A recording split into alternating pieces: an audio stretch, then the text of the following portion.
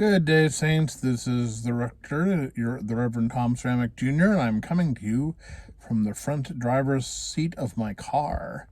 And I'm doing so because I'm going on a trip this week, not in my car, but on a plane. And I'm headed out to celebrate the 60th anniversary of my parents. And so I'm headed back east and going to do some reconnection with some of my mom's extended family, and then headed off to go and celebrate.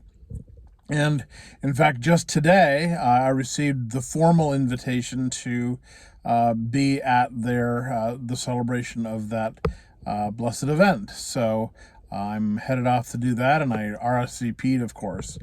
And it's funny that I got that invitation today because, of course, this coming Sunday's gospel lesson is Jesus calling St. Matthew to follow him, and going over to Matthew's house, Matthew the tax collector's house, and dining with him, and getting all kinds of pushback, all kinds of criticism from the Pharisees, from the righteous folk of the time, that he was dining with a traitor, with a sinner, with somebody who really shouldn't even be associating with, much less calling as a disciple.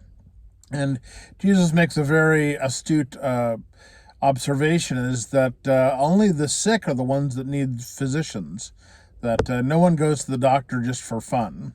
No one goes who is perfectly healthy just to sort of get the doctor's seal of approval that, oh, yes, you're doing just fine, you're doing well, things like that. Most of the time when we go to the doctor, it's because something is wrong, and we want to have that thing fixed or figure out at least how we can address it or deal with it.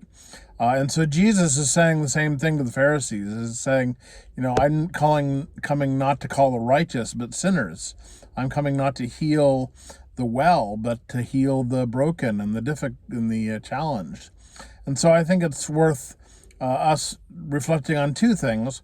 One is that Jesus would much prefer to be with those who are in need than anyone who doesn't feel like they need Jesus. So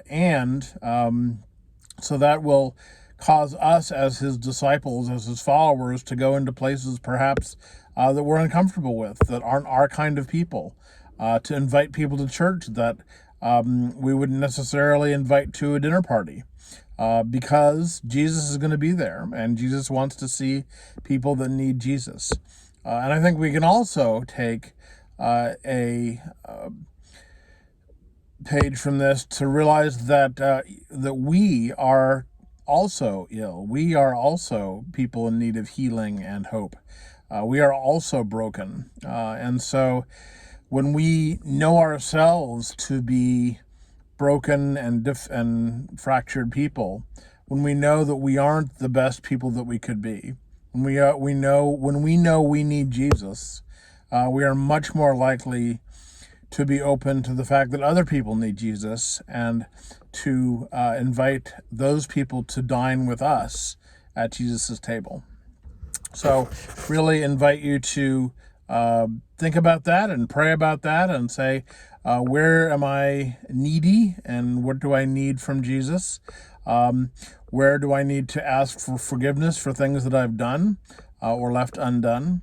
And how do I invite other people who may not look the same as I do, may not feel the same as I do, may not pray the same way I do? How do I invite them into a relationship with me, so that they can be invited into a relationship with Jesus, and so I can be invited into a relationship with Jesus? So enjoy Sunday.